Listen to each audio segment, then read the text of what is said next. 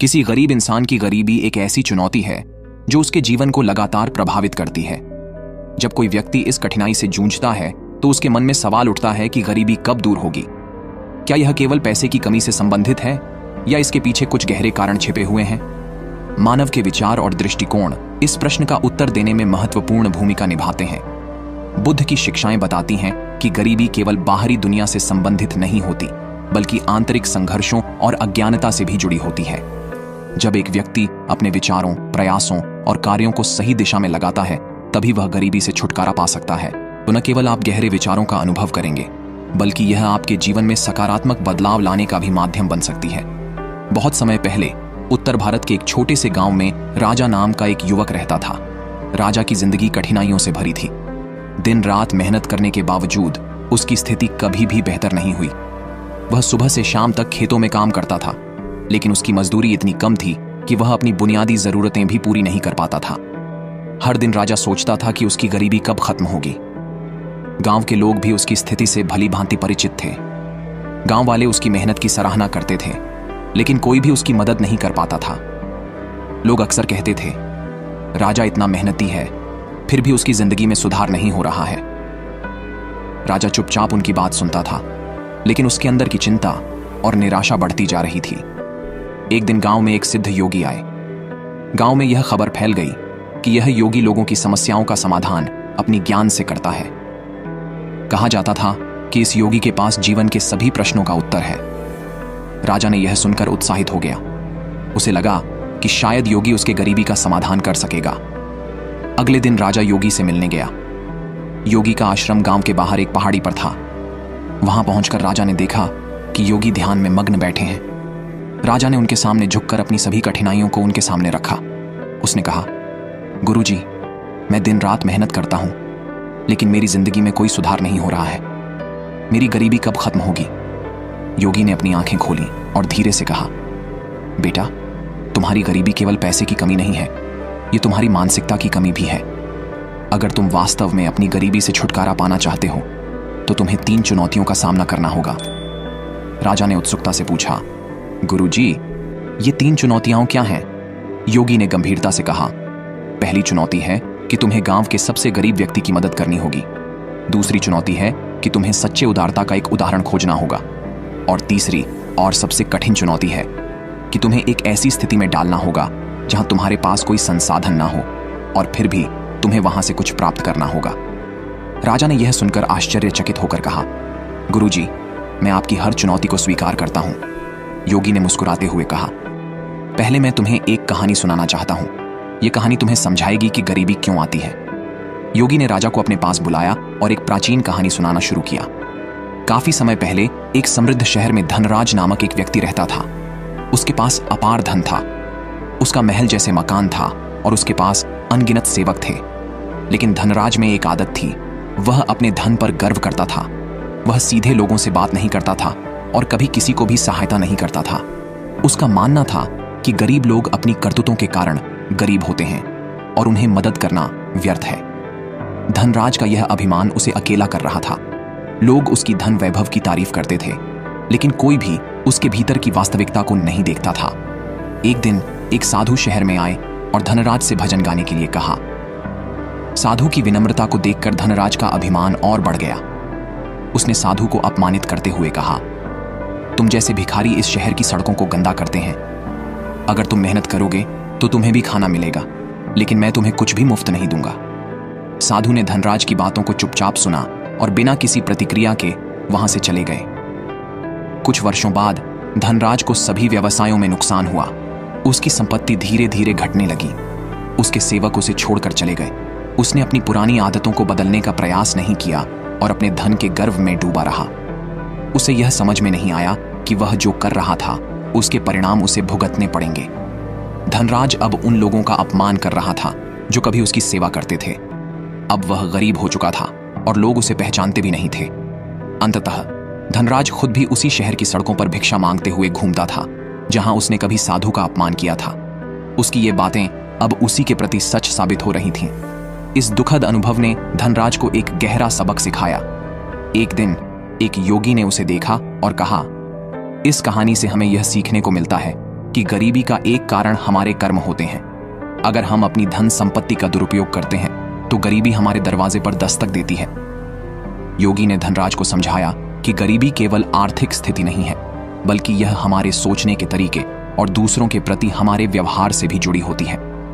धनराज को यह समझ में आया कि धन का गर्व और दूसरों का अपमान केवल हमें अंधा करता है। अब जब वह साधु को देखकर अपने अतीत को याद करता तो उसे अपने गर्व और गलतियों पर पछतावा होता। धनराज ने सीखा कि सच्चा धन वह है जो हमें दूसरों की सहायता करने और जीवन में सकारात्मकता फैलाने की प्रेरणा देता है। अब वह अपनी पूर्ववर्ती गलतियों को सुधारने के लिए तैयार था। उसने सोचा, क्या मेरी गरीबी का कारण मेरे विचार या मेरे कर्म हो सकते हैं? योगी ने फिर से ध्यान में डूबते हुए कहा, पहली चुनौती पूरी करो, गरीब व्यक्ति की मदद करो और वापस आओ। राजा गांव के सबसे गरीब व्यक्ति की तलाश में निकल पड़ा। कुछ दिनों बाद उसने गांव की एक बुद्धिमान विधवा को देखा जो अपनी झोपड़ी के बाहर खराब स्थिति में बैठी थी। उसके पास खाने को कुछ नहीं था और वह बीमार भी दिख रही थी। राजा को समझ नहीं आया कि वह उसकी कैसे मदद करे। जब उसके पास खुद के लिए भी कुछ नहीं था, राजा अपने घर वापस गया और अपनी मां से सलाह मांगी। उसकी मां ने कहा, बेटा, मदद के लिए पैसे की आवश्यकता नहीं होती। सच्ची मदद वह होती है जो दिल से की जाती है। यदि तुम उसके लिए थोड़ी रोटी भी लाए तो यह उसके लिए बहुत बड़ी मदद होगी। राजा ने अपनी मां की बात मानी। अगले दिन उसने अपनी मजदूरी से बूढ़ी महिला के लिए खाना और दवा खरीदी। वह उसके पास गया और उसकी मदद की। बूढ़ी महिला ने राजा को आशीर्वाद देते हुए कहा, बेटा, तुमने आज मेरी जान बचाई। मैं तुम्हें अपनी जिंदगी भर के लिए आशीर्वाद देती हूं। राजा को पहली बार महसूस हुआ कि गरीब की मदद केवल दिखावे के लिए नहीं, बल्कि दिल और इरादे से की जानी चाहिए। उसने पहली चुनौती पूरी करने के बाद संतोष का अनुभव किया। अब राजा को दूसरी चुनौती का सामना करना था। उसे सच्ची उदारता का एक उदाहरण खोजना था। इसीलिए वह गांव के सबसे अमीर व्यक्ति जमींदार के पास गया। वहां पहुंचकर उसने देखा कि जमींदार गरीबों को खाने और कपड़े बांट रहा था। लेकिन राजा ने तुरंत पहचान लिया कि जमींदार यह सब केवल दिखावे के लिए कर रहा था, ताकि लोग उसकी तारीफ करें। वह उन गरीबों की मदद नहीं कर रहा था, बल्कि अपनी छवि को बेहतर बनाने की कोशिश कर रहा था। राजा के मन में जमींदार की इस प्रवृत्ति को देखकर निराशा घर कर गई, लेकिन उसने हार नहीं मानी। राजा ने सोचा कि अगर उसे सच्ची उदारता का अनुभव करना है तो उसे और गहराई में जाना होगा और उन लोगों की खोज करनी होगी जो बिना किसी स्वार्थ के दूसरों की मदद करते हैं। कुछ दिनों बाद राजा ने गांव की एक विधवा का ध्यान आकर्षित किया, जिसे सब गरीब समझते थे। वह अपनी सारी बचत एक अनाथ बच्चे की शिक्षा के लिए चुपचाप दे रही थी। वह बिना किसी दिखावे के उस बच्चे की मदद कर रही थी ताकि वह पढ़ सके और भविष्य में कुछ बन सके। यह देखकर राजा को सच्ची उदारता का सही मतलब समझ में आया। उसने देखा कि सच्ची उदारता वही है जिसमें कोई स्वार्थ या दिखावा ना हो। राजा को यह एहसास हुआ कि असली उदारता का गुण उस व्यक्ति में होता है जो अपनी खुशियों और संसाधनों को दूसरों के साथ बांटने में संकोच नहीं करता, और यह भी कि सच्ची दानशीलता में सबसे अधिक बलिदान होता है। इस खोज ने उसे गहराई से प्रभावित किया और उसने ठान लिया कि वह इसी उदारता के उदाहरण को अपने जीवन में अपनाएगा। अब राजा के सामने तीसरी और सबसे कठिन चुनौती थी। उसे ऐसी स्थिति में डालना था जहां उसके पास कोई संसाधन ना हो और फिर भी कुछ प्राप्त करना हो। एक दिन गांव में बड़ा संकट आया। गांव के खेतों में बाढ़ आ गई और सभी किसान घबरा गए। उनकी फसलें डूबने के कगार पर थीं। राजा ने सोचा, यह मेरी परीक्षा का समय है। वह गांव के किसानों के पास गया और उन्हें एक योजना बताई।